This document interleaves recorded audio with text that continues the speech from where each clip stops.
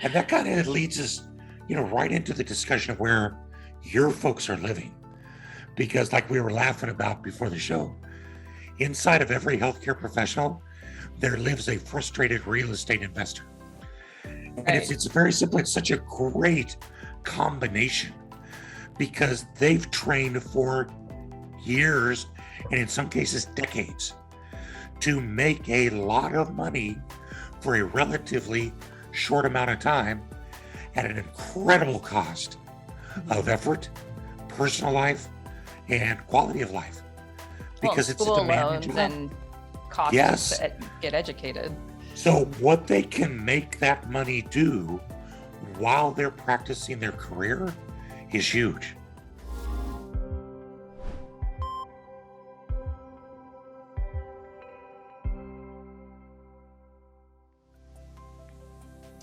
Welcome to the 100th episode of this podcast. Today's interview is with Dave Foster, the 1031 investor. He shares how this investment tool can defer capital gains taxes indefinitely by investing strategically, using a step up in basis, and designing your exit strategy. He stresses that using this investment strategy for income property investments, you never have to worry about the capital gains tax rate, as you are always deferring your tax liability and creating more jobs as a result. So Dave, welcome to the Providers, Properties, and Performance podcast. Thanks so much, Tricia. It's great to be here with you today. So I'm excited to have you on the podcast to discuss 1031 exchanges. My audience includes physician owners, investors, and in healthcare real estate. A lot of the property owners would like to sell at the top of the market and then need to buy something else in a 1031 exchange to defer a significant tax bill. So, I'm going to ask you questions that I know, but I want the expert to answer. But let's start with explaining what a 1031 exchange is for investment properties for those that may or may not know. Sure. So, at its essence, in its simplest form, the 1031 exchange simply allows you to sell investment real estate. Then, if you either have a significant amount of gain or you've had it for a long time and it's been significantly depreciated out on your tax return, then you can sell that. And by purchasing new investment real estate, you get to indefinitely, that's a key word, indefinitely, defer paying the tax that normally would be associated with that sale.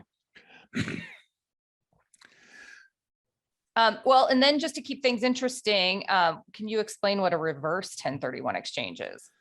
Oh, yeah. Interesting. That's the deep end of the pool.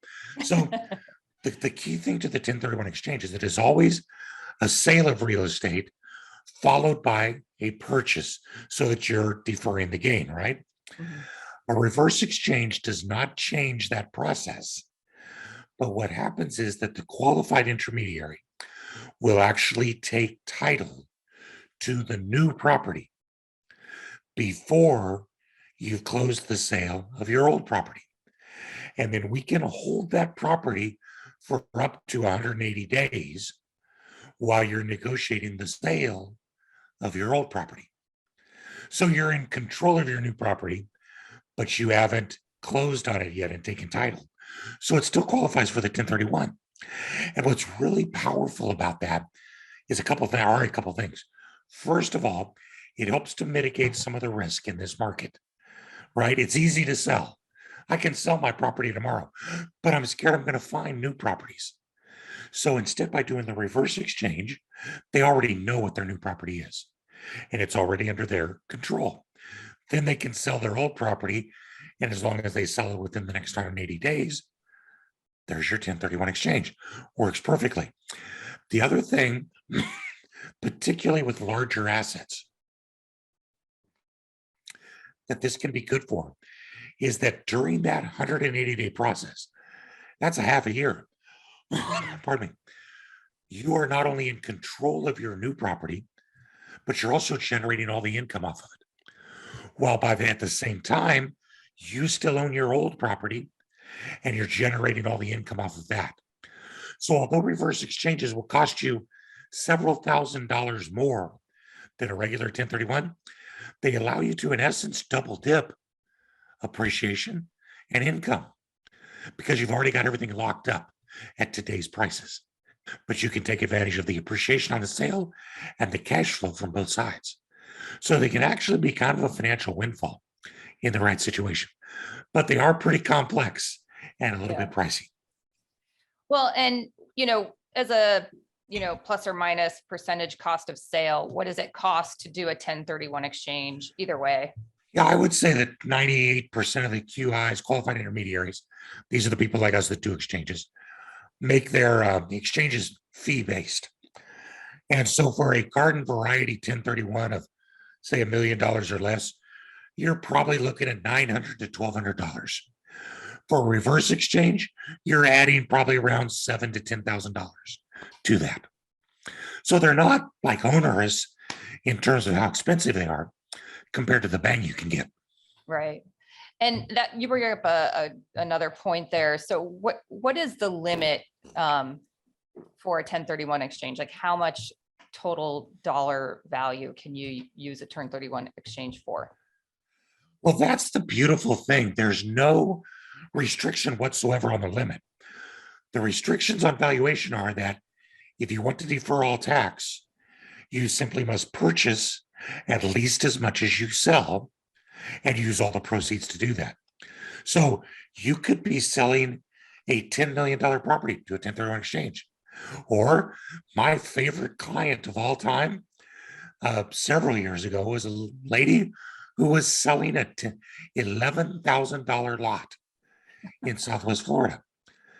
And I said, "What'd you pay for that?" She goes, "Well, I paid $1,000 for it." And I said, "Well, that's awesome. Congratulations." Yeah. I said, by the time you pay to do the 1031 exchange, you're only going to save about $500. And this was her response. And this is carried along in my heart now as a mantra for life forever. And she said, "Yeah, but that's my $500 and I want it." So that's beautiful. it really kind of comes down to a thing of convenience, doesn't it? Right. There's some steps you have to go through, and it's a process, and there's some time constraints. But if if you're more concerned with the hassle than with the result, then you don't do the 1031. Right. If you're the kind of person like me that wants that $500, then doggone it, do the 1031. And that kind of leads us, right into the discussion of where your folks are living. Because, like we were laughing about before the show, inside of every healthcare professional, there lives a frustrated real estate investor. And Right. it's very simple. It's such a great combination because they've trained for years and in some cases decades to make a lot of money for a relatively short amount of time at an incredible cost of effort, personal life, and quality of life Well, because it's a school demanding loans job. and costs Yes. to get educated. So, what they can make that money do while they're practicing their career is huge. And so, we see many healthcare professionals that go into real estate investing as a sideline to gradually replace their medical income once they're done. It's a very classic strategy, and they've got a lot going for them in doing that. They have borrowability, lendability, so they're able to access capital. They're generating a lot of capital on their own. They're able to invest in real estate passively and yet still make it very lucrative for them. And then there's this great transition point where they're finally able to get out of the rat race and start to enjoy doing what they love to do, being financed by their real estate portfolio. It's a great combination. Yeah. Yeah. That goal for financial independence. Absolutely. So, you explain on your website, your example of doing 1031 exchanges where, you went through the process and then you eventually turn an investment property into your personal residence and then able to sell that tax-free with the proceeds less than 500,000 threshold for married couples. So flipping this in the commercial property investors, what is their exit strategy? So they continue to do this process over and over again, accumulating all of this wealth, but then at some point, they have to start getting out of these, for whatever reason, because they don't, they want to use the money, or, they want to buy maybe a second home or two. So how do you, because eventually they do have to pay the taxes. So walk us through how they might be able to exit out of that. Gosh, you've been eavesdropping my phone conversations, haven't you? I seriously, I literally just hung up with that investor. They weren't a healthcare professional, but they were 55, and they said, I've got this huge portfolio. I'm done. I don't want to be a landlord anymore. I want to do something else. So the best way to approach that question, Trish, is let's come at it from 10,000 feet. Yeah. And we're going to talk about the 4 Ds of 1031 investing. The first D is that of defer, because that's your goal. You buy a piece of property, it's generated significant appreciation, but it's time to sell it for whatever reason. So you do a 1031 exchange. 2 things happen. First, you defer indefinitely paying all that tax. Secondly, all of that tax is used to buy more real estate. Mhm. Now, that's a huge thing to remember. So you're now in new real estate. So you start by deferring. The second D is defer. Because anytime you sell that new property and again do a 1031 exchange, you will indefinitely defer the tax. And all of that tax goes to purchase your new real estate. And as long as you hold that property, you'll never incur a tax anyways. So that could be your last property. Or you might still keep selling and buying, doing the 1031 exchange and continuing to defer tax. And this is where the power of the 1031 and flexibility really come into play. Because when you sell, you can use those proceeds in the 1031 to transition into any type of investment real estate located anywhere in the United States. So if you've enjoyed riding the appreciation train in Austin, Texas for the last 7 or 8 years, but now you realize that when you buy properties, you can't rent them for an amount that makes money for you. Well, now might be the opportunity to sell that Austin property at its highly appreciated value and use the deferred tax and the proceeds to go buy properties in Kansas City, Missouri, where they're less expensive, but have much better cash flow. Or maybe it's time to transition into commercial investing. Or maybe it's time to move into a different area. Maybe it's time to go into short-term rentals because you kind of want a beach place you can have some time in. Whatever it is, the 1031 lets you do that and continue to defer paying tax on the profits. You know what the third D is? Defer. Exactly. Because the conversion process we were just talking about, you've got the opportunity to convert properties into personal residences at any time. And when you do that, that does not trigger a taxable event. So all the tax stays deferred. But what did you get? A new place to live. What are you going to do with your old house? Well, that falls under Section 121 of the IRS code, which, as you alluded to, lets you sell that property. And if you're married, take the first $500,000 in gain tax-free. Do you know how many times you can do that in your lifetime? As many times as you live in someplace 2 years or longer. Exactly. So in essence, your only limitation is every 2 years. You can do that. Now, particularly if you're a medical professional, you typically don't move that much. But NAR tells us the average statistics are 8 years. So if all you do is buy a property, live in it, move, sell it, you're going to have 7 to 9 times in your life where you can pull money off tax-free. $500,000 tax-free. So if you're converting properties, you get sort of the same bang for your buck. So you've deferred all the tax, then you move into it. Now, when you move into it, the rules are a little bit different. Back before 2008, before that, we were able to take the full amount on converted properties. So my family and I, we took several opportunities to convert properties to primary residence, then sell them, take all the money tax-free, and we put that into the buy the boat kitty. And that's how we ended up buying the sailboat to live on with tax-free real estate dollars. Now, since 2008, you have to have lived in the property for 2 years. You have to have owned it for 5.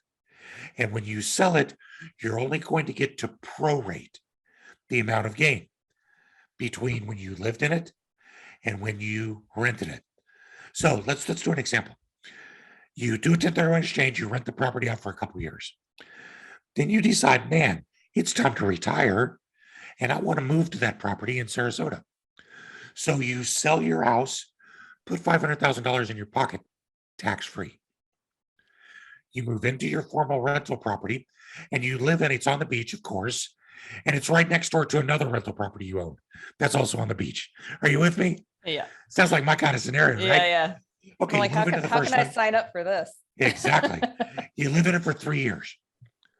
Then you sell it. Did you own it for 5 years? Yes. Did you live in it for at least 2? Yes. So you get to prorate it.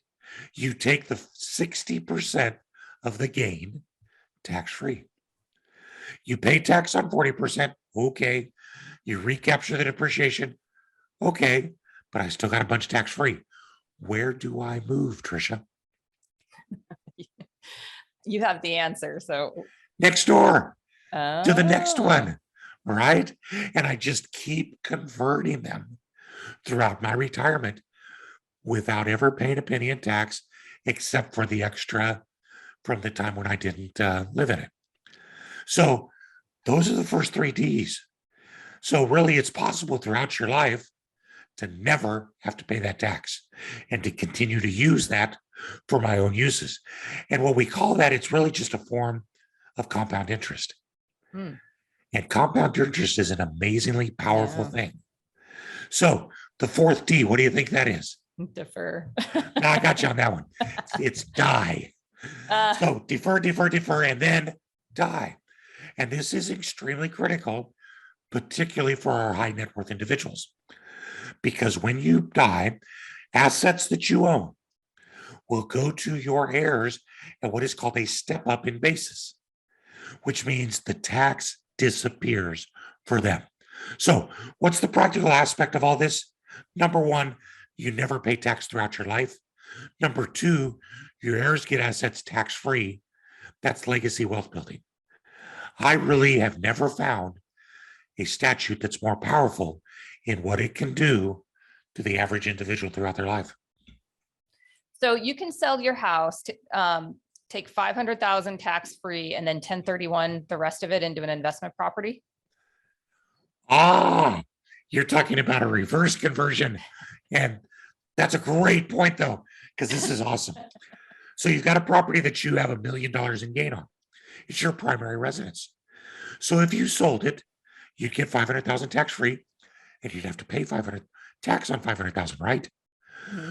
But what if you moved out and turned it into a rental Before you sold it? Before you sell it. So it's a rental property for a year, and then you sell it. Well, you can do a 1031 exchange because it's rental property. But did you also live in it for 2 out of the 5 years prior to selling it? Mm-hmm. So you would get the 500,000 tax free still, and you would do a 1031 on the rest and defer the tax on the rest and go buy new investment property. Absolutely. And you can mix and match this throughout your entire life. It's like a game of Monopoly. It's awesome. So for my audience, they can invest in commercial real estate over and over again. And then when they want to start moving towards their exit plan, they start buying rental properties that they eventually move into for 2 years and then move out to another rental property and sell the first one. Yeah, that's exactly right. Now, what most of our clients who are in that boat will do is they'll do a kind of a composite of everything. If they've transitioned into commercial investing, they will typically stay there the rest of their life, because commercial investing involves very little tenant work Right. much longer leases. And it's great. And they'll just die holding those assets and they'll go to their heirs tax free. Got it. The rest of their portfolios, they'll turn into maybe a series of vacation rentals. The guy I was talking to a little bit ago, we talked about buying ski condos Oh, in a yeah. whole bunch of different ski areas because he loves to ski. And I said, well, you can put them in with central reservations. They generally take too much of your profit, but okay. But what's going to happen is you'll have income coming in from all 6 or 7 of those. And you've also got a place to stay anytime you want to go ski, whether it's Copper Mountain or Squaw Valley or Breckenridge, it doesn't matter. And so that's how he's going to handle his retirement. So you can use your rental properties if they're in a 1031 exchange. Absolutely. Your intent has to be to hold them for investment, but the IRS actually gives us a couple safe harbors that allows you some personal use. Great. Great. So, as everyone's anticipating capital gains tax rates increasing, are you seeing more and more investors considering this option? We're seeing a huge uptick in 1031 exchanges. Absolutely. But it's not a factor of what capital gains is. The tax rate is. Because remember my little old lady? Yeah. There's a whole lot of investors just like that out there. What it's really more a factor of is how much gain they have. Historically, when 1031s will drop off the face of the earth when there's a huge market correction, like 2008, just was what it was. 3 years later, they're back and running because there's always the opportunity, because it's not just gain, it's also that tax write-off of depreciation that you get. Mm-hmm. So typically it's more a function of how much gain and how much depreciation they have rather than what the rate is. Because if you look historically, all the way back to like 1920, you'll see that aside from a couple of outliers where capital gains was 40% and a little bit of time where it was 0, it's really fluctuated between 15 and 25 the entire time. It really does not change as much as people think. Now, that doesn't make it any more desirable. It still sucks. Right. But it's not something where I stay up at night worrying what the gains rate's going to be. I just know that whatever it is, I can defer it by doing my 1031s. Do you think that the administration is going to be successful in changing the 1031 limits as they're trying to? No, that ship sailed. They're done. They knew that they were done when he was promising that during the election. It was a great campaign promise, right? Tax the rich. The rich people are doing 1031s. No, they're not. My little old lady with a $10,000 lot is doing the 1031s. So it's small investors. I mean, bigger investors do too, but a lot of it is the smaller investors. The average size of a 1031 exchange now is right at $400,000. That doesn't sound like the big rich fat cats, does it? All right. So what happened was that, as several times in the past, the folks that understand economics got to talk to them. And they realized that if they put limits on 1031 and shut it down, a bunch of things would not happen. 2 realtors would not get commissions. 2 title companies would not get closings. 2 attorneys would not get to review docs. 2 house painters would not get to paint houses. An appraiser wouldn't get to appraise. And it goes on down the line. What every one of those people have in common is that they pay tax on their income at ordinary income rates, which are much higher. Right. So if they shut down a capital gains, they were going to shut down ordinary income from a lot of other people and actually lose money in the process. So thankfully, last year, the Senate unanimously voted to preserve 1031. That was the last vote out of their recommended budget. And the House of Representatives, is it Ways and Means? No, Finance Committee, came out with their version of the budget that did not have any change to 1031 or to the step up in basis. Great. So once again, the politicians got smart. We're happy. Well, this has been great. We're gonna move into the Q&A section to get to know you a little bit. So what was your first job? I love these questions. Thank you for giving me time. I had to think about them. So I grew up on a farm. I can't remember when I didn't have a job. But you know what my first real job I remember was? Pushing a shopping cart loaded with data documents Huh. across the campus at Kansas State University, delivering them from the data processing center to the various departments in a grocery cart. I just realized this. I was literally Kansas State University's first official email. It should I have was been gonna say. dave.com. That's what I was doing. What do you think you would be doing if you weren't working in the 1031 industry? Oh, that's a fun one because I already know. When 2008 happened, there was nothing going on. I took care of my private clients and I went to nursing school. You Speaking of healthcare did? professionals, Yeah. and I got my RN because my wife was already an RN and we lived on a boat and we wanted to go down Caribbean and do medical missions work in the islands. Oh, And that's what great. I'd be doing. And here's my pitch: Doctors Without Borders, all kinds of ways to help people in need. Yeah, Let your totally. real estate take care of your bills and go have some fun taking care of people. I like that. Who are you reading or listening to right now for news, information, or inspiration? Great question. I really try to limit my intake of news content. Seriously, well, that's another debate for another day. But so I will allow myself to spend 5 minutes a day looking at news headlines from whatever source.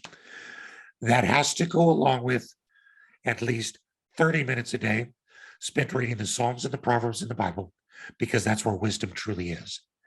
And 30 minutes a day talking to a live individual who I'm not related to, because there I learn about people. And so that's my communications for the days. Oh, that's great. What is one thing you do every day for healthy self-care? Greatest tip I ever got. It's so hokey. I make the bed every day. I've been married for 33 years. I make the bed every day. My wife says, that's such a blessing every day. I make the bed every day because that's the first thing I can do. And it's the first positive thing I can do. And it's the first accomplishment that I can do. So it gets my day always started on a positive accomplishment.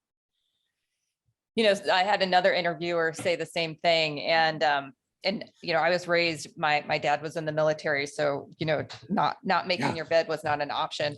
And it's interesting because the days that, like, if days get crazy and you don't make your bed, like, for me, I feel like I always have to go home and do something. But if I make the bed, it's like I'm just going forward. Yeah, there was actually, I think that practice came from the military.